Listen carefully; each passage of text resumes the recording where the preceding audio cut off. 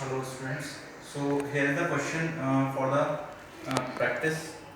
Write a program to calculate the factorial of a number. किसी भी number का हमें factorial निकालना है। ये प्रोग्राम मैं करा देता हूँ। इसके रिलेटेड जो भी प्रोग्राम है वो आप सेल्फ स्टडी से करके देखिएगा।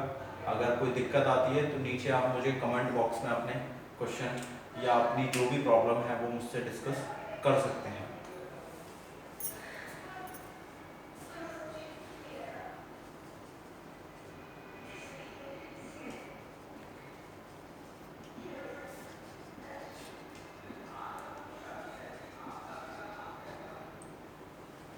क्लास डेमो प्राइवेट एक वेरिएबल ले लिया हमने इंटीजर ए, पब्लिक फंक्शन ले लिया int factorial int a sorry B.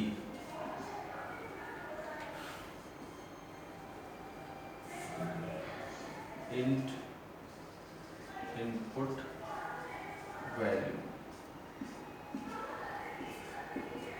इस क्लास में हमने दो फंक्शन लिए हैं, एक वेरिएबल है, दो फंक्शन, एक with return type with argument, एक with return type without argument. ठीक है, सबसे पहले हम फंक्शन को डिफाइन कर लेते हैं। Input value class int, class का नाम demo, scope resolution operator, then input value cout enter your value cin a return A.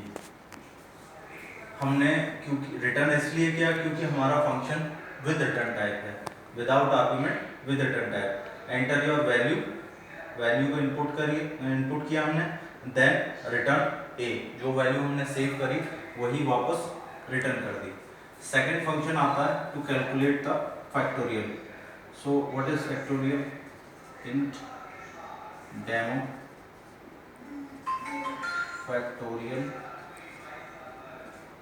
int b।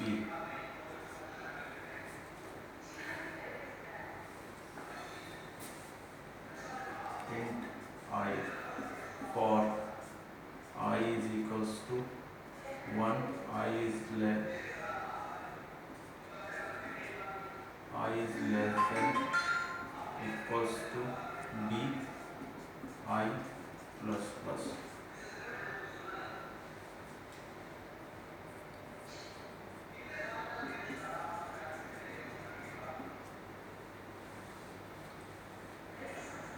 fact is equals to fact into I। हमें factorial calculate करना है तो what is factorial? Firstly यहाँ हम जब calculation mode में आ जाते हैं तो सबसे पहले हमें ये देखना है कि फैक्टोरियल है क्या। तो अगर हम ए की वैल्यू को अगर हम 5 लेते हैं तो what is how we can calculate the factorial of 5 factorial means 5 into 4 into 3 into 2 into 1। So program कैसे बनाते हैं फैक्टोरियल का? What is the logic behind the factorial? हमें ये पता है कि कोई भी फैक्टोरियल कैसे कैलकुलेट होता है, अब उसे लॉजिकली कैसे इम्प्लीमेंट करते हैं वो हमें सीखना है। सो इसमें कॉमन ये है कि जो वैल्यू हमने इनपुट कराई हमने, जो भी हमारी ए की वैल्यू होगी उसको स्टार्ट किया वहां से लेके और लास्ट वैल्यू 1 तक, यानी किसी भी वैल्यू को आप स्टार्ट करोगे फैक्टोरियल कैलकुलेट करना तो उसको वहां से लेके और लास्ट 1 तक मल्टीप्लिकेशन करना है, हर वैल्यू से मल्टीप्लिकेशन करते हुए आना है। इसमें कई सारी टेक्निक्स हमारी फॉलो होती हैं, तो हर जरूरी नहीं कि हर एक कोई जो फैक्टोरियल का प्रोग्राम बनाए वो सबका एक साथ कॉमन हो। कुछ लोग 1 से लेके 5 तक मल्टीप्लाई करते हैं, 1 into 5 into 1 into 2 into 3 into 4 into 5, और कुछ लोग 5 से लेके 1 तक। यानी कुछ लोग टॉप टू बॉटम जाते हैं, कुछ लोग बॉटम टू टॉप आते हैं। तो it depends on the procedure which, कौन सा प्रोसीजर उन्होंने फॉलो किया है। फैक्टोरियल की वैल्यू हमने 1 डिफाइन कर रखी है बाय डिफॉल्ट। वो किस लिए? उसके दो रीजन हैं। पहली चीज, अगर हम फैक्टोरियल की वैल्यू 1 लेते हैं तो किसी भी वैल्यू का अगर हम मल्टीप्लिकेशन 0 से करते हैं तो it will become by default 0। उसकी वैल्यू डिफॉल्टली 0 होती चली जाती है, क्योंकि 0 में किसी भी वैल्यू का मल्टीप्लिकेशन इफेक्टिव नहीं होता। सेकेंड थिंग, अगर इस कंडीशन में हम इसको बनाते हैं सी आउट फैक्ट, और ए की जो वैल्यू है, हमने ए की वैल्यू सपोज इनपुट कराई है हमने 1, तो हमारा आउटपुट क्या आएगा? आई की value 1 is less than 1 and fact is equals to 1 into 1। तो यानी कि अगर हमारी वैल्यू बाय डिफॉल्ट 1 है तो आउटपुट भी हमारा 1 आएगा। और अगर बाय डिफॉल्ट अगर हम 0 कर देते हैं, 0 करते हैं तो वो इस लूप के अंदर जाएगा ही नहीं, और डिफॉल्टली हमें फैक्ट की वैल्यू कितनी आएगी? 1। वो भी इसलिए क्योंकि किसी भी 0 का जो फैक्टोरियल वैल्यू होती है वो हमारी आती है 1। So this function will follow all the rules of factorial.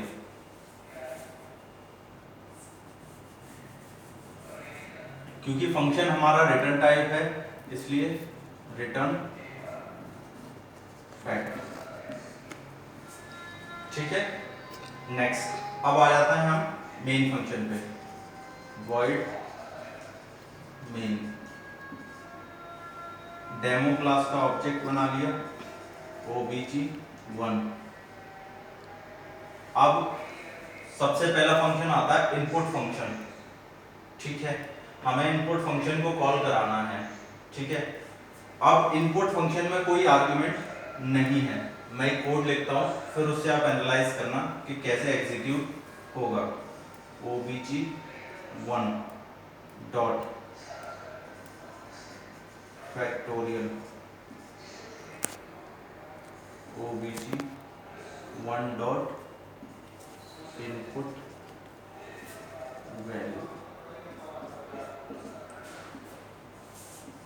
Gate ch ब्ला ब्ला। एक सिंगल लाइन में मैंने पूरा कोड, सॉरी एक चीज और रह गई इसमें, there is a mistake between this.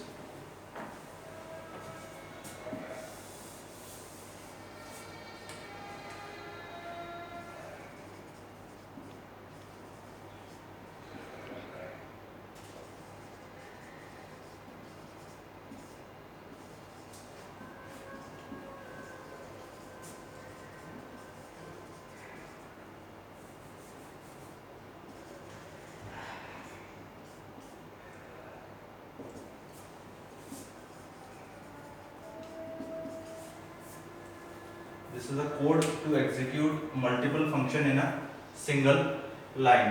How? सबसे पहले हम सी आउट को लेते हैं। सी आउट हमारा एक फंक्शन है that need an argument। एक आर्गुमेंट हमें इसके लिए चाहिए। वो आर्गुमेंट हमें कहां से मिलेगा? फैक्टोरियल से, because factorial is a return type function. यानी फंक्शन जैसे ही फैक्टोरियल एग्जीक्यूट होगा उसे कुछ ना कुछ हमें वापस दे के जाएगा। That return value will be the input of the C out. अब फैक्टोरियल एग्जीक्यूट कब होगा? जब उसे एक इनपुट वैल्यू मिलेगी। इनपुट वैल्यू कहां से मिलेगी? क्योंकि हमारा जो इनपुट फंक्शन है वो भी हमें कोई वैल्यू रिटर्न करेगा। So first function is to be execute is the input value.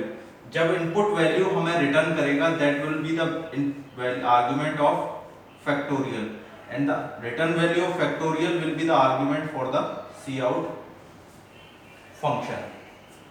So this is a complete process to execute multiple function with return type in a single line. Okay, so is there any kind of query regarding with this program? You can write down in the comment box, or you can WhatsApp me, or you can call me anytime. So इससे related आप अपने programmes बना के देखिएगा। अगर कोई query आती है तो आप मुझे डिस्कस कर सकते हैं। सो वो हमारा एक फैक्टोरियल का प्रोग्राम था। नेक्स्ट टॉपिक आता है हमारा क्लासेस में नेस्टेड क्लासेस, नेस्टेड क्लास। ठीक है। सो नेस्टेड क्लास होती क्या है basically, we will explain discuss with the syntax of nested class. Class demo 1 private int a class name attributes data members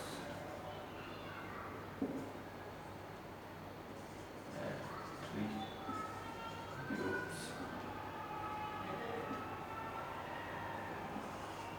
member functions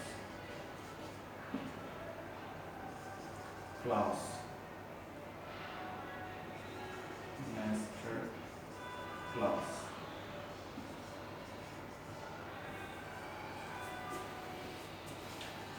attribute data member attribute member function।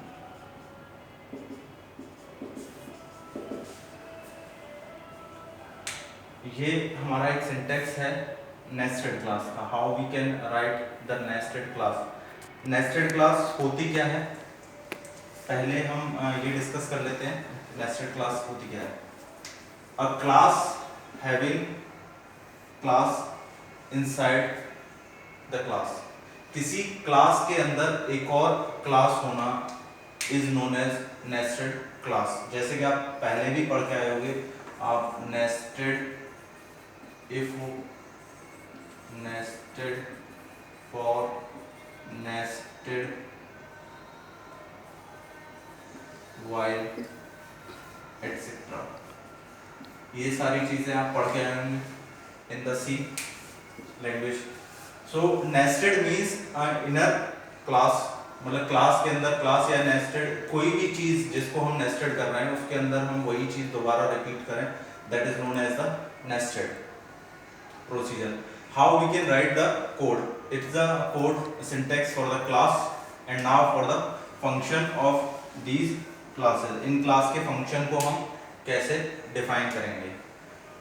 एक example, मैं अभी पूरी example simple से programme का ले लेते हैं।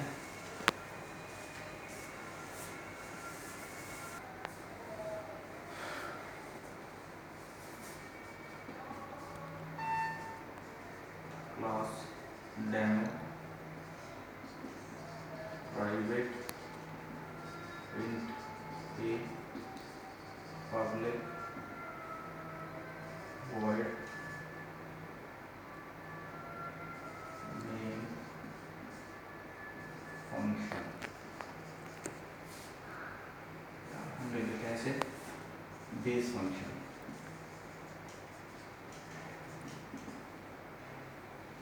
Class nested demo private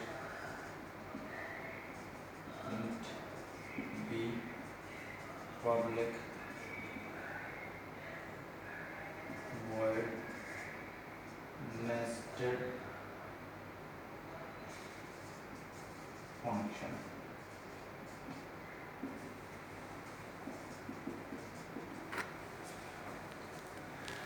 ये हमने क्लास बना ली, class with having a nested class.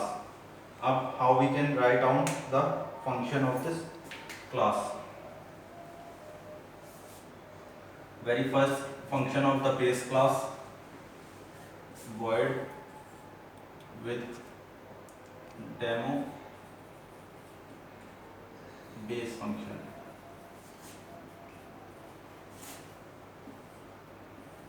cout, enter your value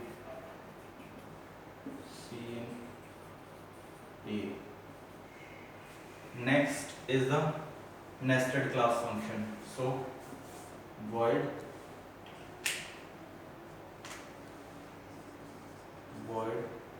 class demo.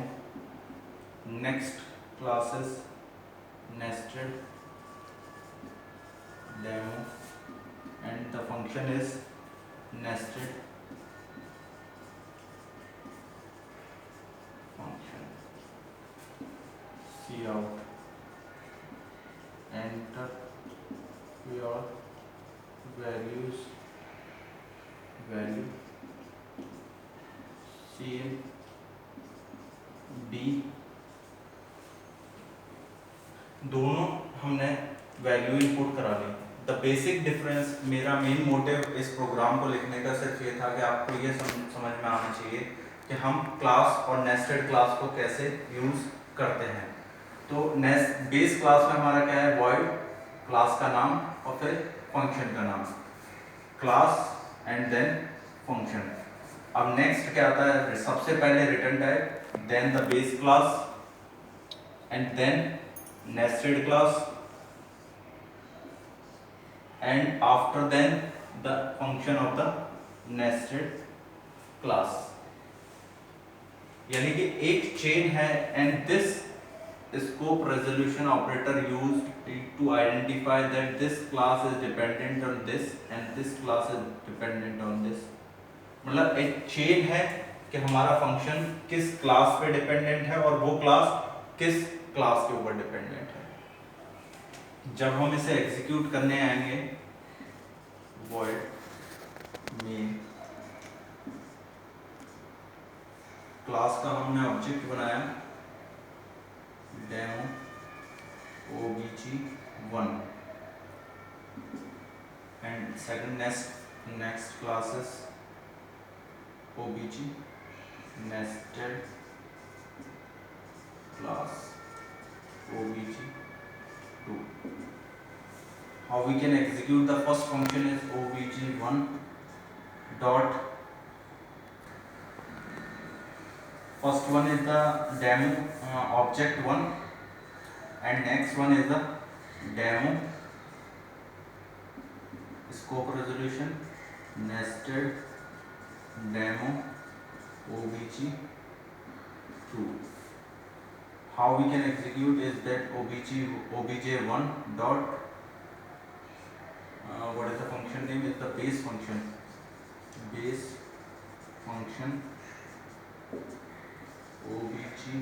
obj2 dot nested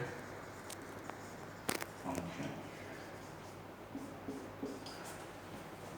so this is a procedure to be followed when we are taking a nested class program. हम कैसे nested class को बना सकते हैं, कैसे उस function को execute कर सकते हैं। तो ये पूरा टॉपिक था क्लास के ऊपर, ठीक है। इसके रिलेटेड जो भी क्वेरी हो आप मुझसे कभी भी डिस्कस कर सकते हैं। So in this video lecture, multiple video lectures, I have completed the topic of class. Okay, thank you.